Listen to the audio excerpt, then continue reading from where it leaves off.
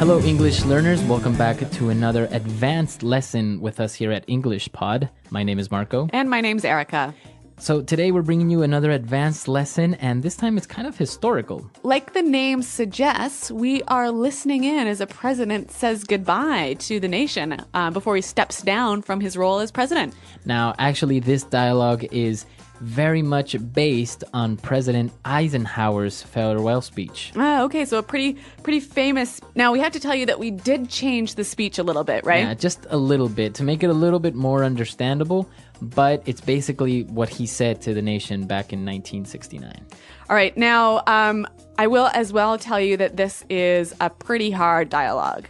It is very hard because the structures are a little bit complicated and even to a certain point, a little bit poetic, right? Mm-hmm. So why are we taking this speech as our dialogue? What are we going to learn from this? Well, we're going to learn some structures and some words that you can use maybe on a resignation letter or maybe in a celebration you want to thank Pete for coming. Okay, so we're going to learn some pretty difficult vocabulary, but also learn some really useful structures. Like you said, you could use in a resignation letter or even in a formal speech of your own. Exactly. Now, this presidential farewell speech is divided into two parts. So today we're going to do part one, and then next time we'll finish the speech with part two. So let's listen to President Eisenhower as he says goodbye to the nation, and we'll come back just in a little bit.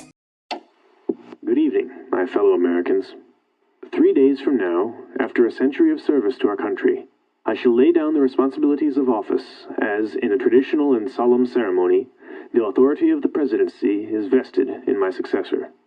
This evening I come to you with a message of leave-taking and farewell, and to share a few final thoughts with you, my countrymen. Like every other citizen, I wish the new president and all who will labor with him Godspeed. I pray that the coming years will be blessed with peace and prosperity for all. Our people expect their president and the Congress to find essential agreement on questions of great importance, the wise resolution of which will better shape the future of our great nation. My own relations with Congress began on a remote and tenuous basis when, long ago, a member of the Senate appointed me to West Point. I then had the pleasure of building more intimate relationships with Congress during the war and the immediate post-war period. Finally, we have progressed to the mutually interdependent relationship we've had during these past 8 years. Wow, so Eisenhower is a pretty good speaker, isn't he? A good speaker, and well, he said a lot of really nice things when he was saying goodbye. Yeah, pretty inspiring, I thought. Really inspiring, and as we said, there were a couple of different and difficult words and phrases, so why don't we start right now with language takeaway. Language takeaway. Well, Eisenhower said that in 3 days he shall lay down the responsibilities.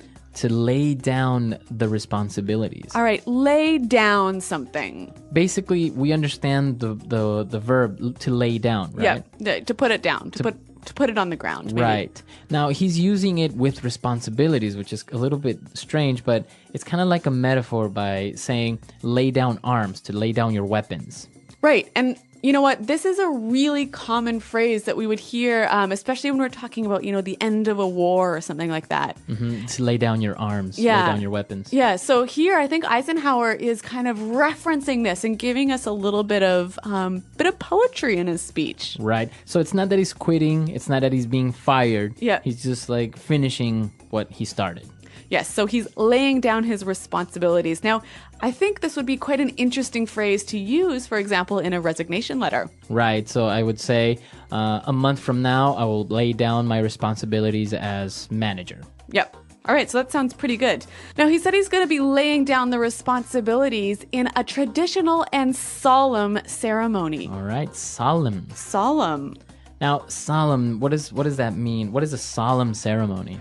Well, a solemn ceremony would be a serious, respectful, and a little bit sad ceremony. Okay, so it's a serious matter. It's and it's very respectful, right? Yeah. So you might say, for example, on the 11th of November, when you're remembering the war, you might say something like, "This is a very solemn day." Very good. Mm-hmm. Okay. And the authority of the presidency is vested in my successor. Okay, so interesting verb. No, wait. So interesting word, vested. Vested. The authority vested in my successor. Very good. So this word basically means power that I have by law. Right. So this power, this important power you have is given to you by the law, by the president, by the country. This is a very common word you will hear in a wedding when the priest or the person that's leading the wedding will say, by the power vested in me by the state of California.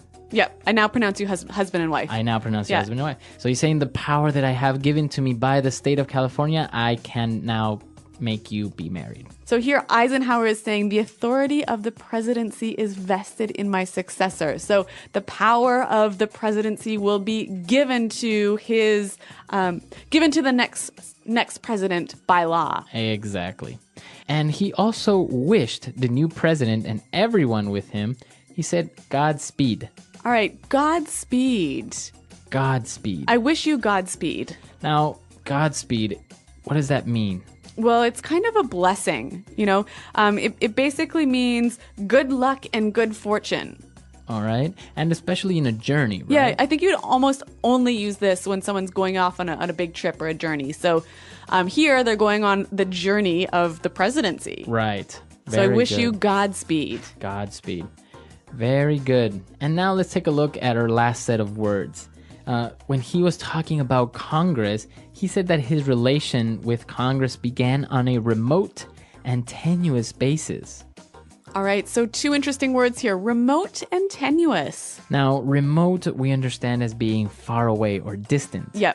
What about tenuous, though? But tenuous is kind of unimportant or not really relevant. All right. So actually, this is a pretty high quality, useful and smart sounding word. So I think we should hear a few more examples of how it's used.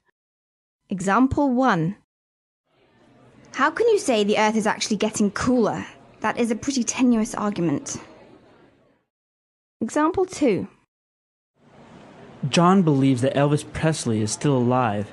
He's got a tenuous hold on reality. Example 3. You're making yourself seem more important than you are. The connection between our company's success and your performance is tenuous at best. All right, so as we've said, these are some pretty difficult words that we found in the dialogue. But now I want to go and look at some really interesting formal structures that Eisenhower used here. So let's look at those now in Fluency Builder. Fluency Builder. All right, on Fluency Builder today, we have 3 phrases. And, well, starting with the first one, I think it's one of the most interesting ones. He said, 3 days from now, after half a century of service of our country, I shall lay down the responsibilities of office. All right, so what's interesting about this? If you take a look at the structure, he's saying 3 days from now, which is Future. And then he makes a reference to the past after a half century of service. Okay, so we got future, past. And then again, future. I shall lay down the responsibilities. All right, so this actually is quite a good structure if you're giving a farewell speech, or even I could imagine using this at a wedding. Right. How would you use it in a wedding? Well, I might say 12 hours for now, after a long and beautiful relationship, this couple shall marry. Very good. So you're making reference to the future and then a past event or something that's been going on for a while. And then future again. Why don't we do one more example? So, for example, in a resignation letter, I can say 1 month from now, after 30 years of hard work and dedication to this company, I shall lay down my responsibilities as product manager. All right, interesting. So we can use it, and it sounds good. It sounds very professional and very poetic. Very poetic. Yeah. It sounds nice. Yeah. All right, so that's one interesting structure. Now, why don't we go on to this next kind of very formal and helpful in a very formal speech? Well, President Eisenhower said, "This evening I come to you with a message of leave-taking and farewell." So this evening I come to you with a message of leave-taking and farewell. So it's a very nice way of saying, I'm talking to you today because I am saying goodbye. Yes. So what I really like about this phrase is the beginning part. This evening I come to you with a message of.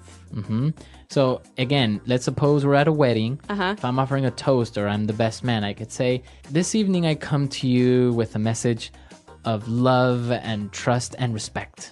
All right. Or maybe if you're the leader of a company, you might say something like, this afternoon I come to you with a message of hope for the future. Very good. And now the part when he says leave taking and farewell, it's basically saying taking leave or taking like a vacation, right? Yeah. And farewell is Goodbye. Goodbye. And what about our last phrase? This is actually a bit of a long one, so I'm going to read it now. Our people expect their president and the Congress to find essential agreement on questions of great importance, the wise resolution of which will better shape the future of our great nation. Okay, great. Now let's take a look at the first part. Basically, he's saying the people expect the president and the Congress to give them answers, right? Or, yeah, to agree on important issues. But in the part when he says the wise resolution of which will better shape the future of our great nation. Yeah, and this is the part I want to focus on, the wise resolution of which. Now, this is a really wonderful sort of formal structure. So we can see what he's doing here. He's talking about the first idea, right? So the president and the Congress need to find agreement on important issues, right? Now, the wise resolution of which, so he's referring back to that idea. So the wise resolution of what? Of the essential agreement on questions of great importance. Right. So really useful structure. Why don't we hear a few more examples of this? Example 1.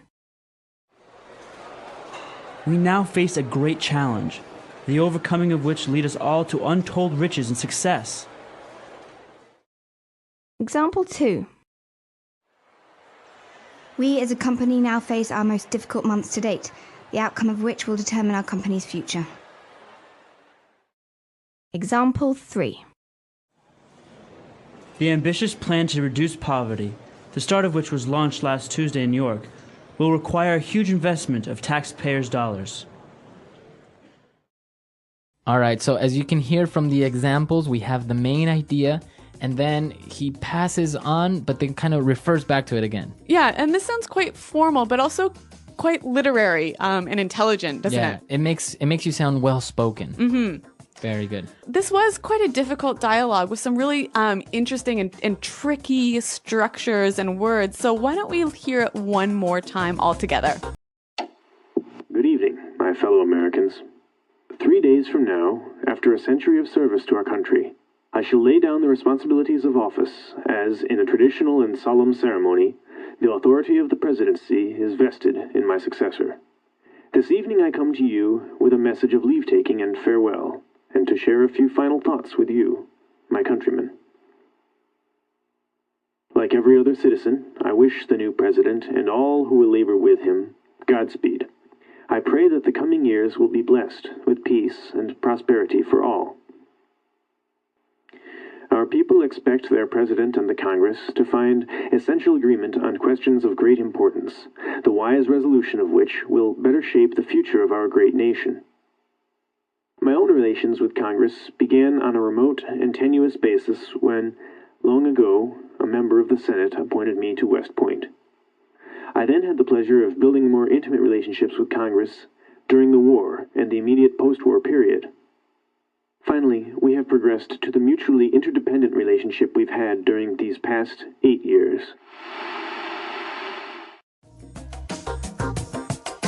All right, we're back, and here with us in the studio we have Pete, the actor in the dialogue of President Eisenhower's presidential farewell speech. He's a pretty convincing actor at that. Not quite. So Pete is going to give us a little bit of insight about President Eisenhower. All right, so what can you tell us about President Eisenhower? Well, he started off as a general. He was an accomplished officer all through the early 20th century, and then he was the supreme commander of the Allied Expeditionary Force in World War II. And so now he's most famous for D-Day. He was leading it? Or he was on the battlefield? What No, was he was the organizer. He was. Oh, he's kind of like the brains behind the operation. Yeah, and I don't know if you even want to leave this in, but there's a really cool document that he wrote right before the invasion, and it said he basically knew that this was going to go one of two ways, and he wrote down a script to read in case it failed, and he basically said, I'm sorry to inform you that the invasion did not go as planned, and this has set back our war effort. And when the invasion went well, he threw that in the trash, and then one of his aides found that and was like, wow, this is a historical document, and they kept the... Oh, really? Yeah. So they have the copy. Alternate history. All right, so he was an accomplished general, an amazing warrior, but what about his presidency? Well, at the beginning, probably the biggest thing he did was to wrap up the Korean War, which was a vow he made during his campaign, and then he visited Korea. Obviously, the war is still technically on, but they did arrange a ceasefire. Eisenhower built up the interstate highway system, which is one of the big reasons that America was able to become economically successful in the 20th century. He did it basically so that in case of a war, we'd have an easy way of shipping our soldiers and nukes across the country. But but it worked well anyways. Yeah, it's one of these things that pays a side benefit. At least he had to sell it to the country that way. It's very likely that he didn't intend ever to use it that way. But you have to have it's like the war on terror. You got to sell these things. Well, and I guess it's had a huge impact, not only on the economy of the states, but also like the culture and the way that people view the car and its effect on society. Definitely. So pretty influential guy, this Eisenhower. Yeah, and a very historical lesson. It's just a little bit of a culture and maybe some insight on American history. It's not like we're politically active or anything, but yeah, it was some interesting information there, and also, well, he was considered to be a pretty good president. Yeah, he's rated, I wouldn't say among the top 5 or so, but quite accomplished. Well, maybe not the greatest president we've ever seen, but he wrote a pretty good farewell speech, so I think we have that to thank him for. All right, guys, so if you have any other questions or comments, you can come to the website at englishpod.com, and you can leave them there for Erica or I. Okay, so thanks for downloading, you guys, and until next time, goodbye. Bye.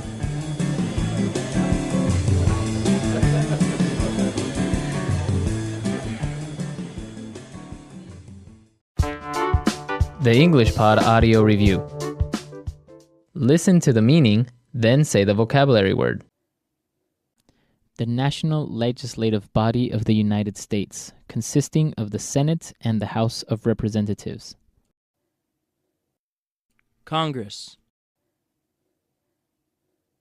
Flimsy, weak, or uncertain.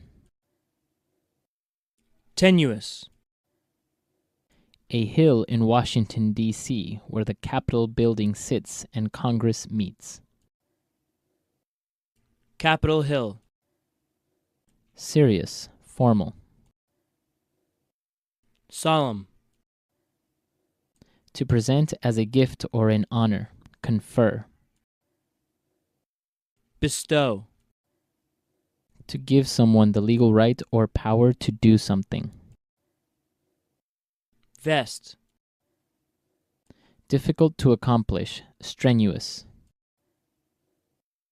Arduous. An economic state of growth with rising profits and full employment. Prosperity. A formal statement of agreement. Resolution. Used to wish success to someone who is going away. Godspeed. Let's try that faster. To give someone the legal right or power to do something. Vest. Difficult to accomplish, strenuous. Arduous. Used to wish success to someone who is going away. Godspeed. To present as a gift or an honor. Confer. Bestow. A hill in Washington, D.C., where the Capitol building sits and Congress meets. Capitol Hill. The national legislative body of the United States, consisting of the Senate and the House of Representatives. Congress. Serious, formal. Solemn. An economic state of growth with rising profits and full employment. Prosperity. A formal statement of agreement. Resolution. Flimsy, weak, or uncertain. Tenuous. Now say the word and hear it in a sentence. Tenuous.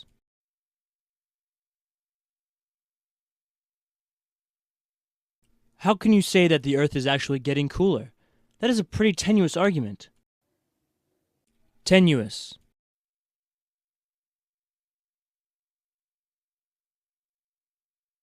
John believes that Elvis Presley is still alive. He's got a tenuous hold on reality. Tenuous.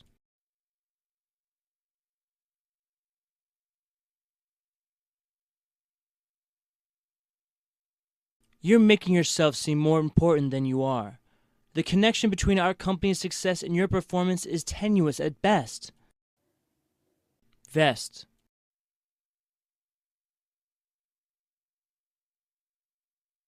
With the powers vested in me, I now pronounce you husband and wife.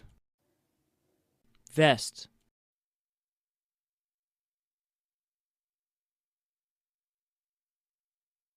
I present you with the key to our city by the powers vested in me as mayor of this great city.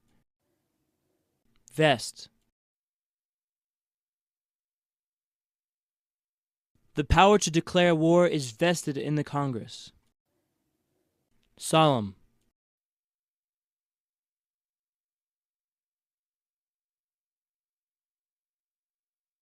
We are here today on this solemn and tragic day to say goodbye to an inspiration and a friend, Michael Jackson. Solemn.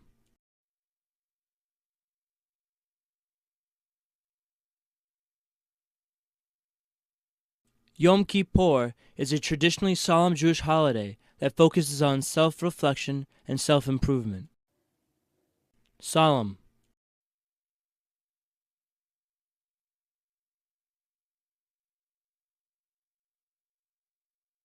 Every year, September 11th is a very solemn occasion as Americans remember the victims of the World Trade Center attack. Resolution.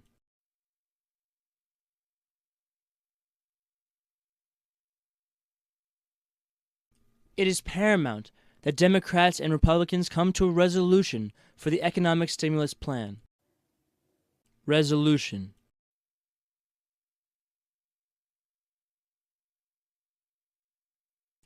How will President Obama find a resolution for health care reform that will benefit everyone?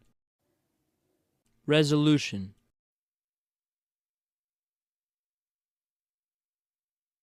I've made a resolution to stop smoking and lose 20 pounds this year. Godspeed.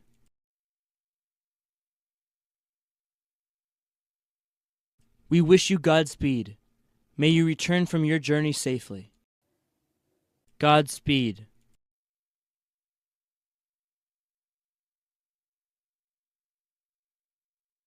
Godspeed. When you are fighting for our country, know that your family is proud of you. Godspeed.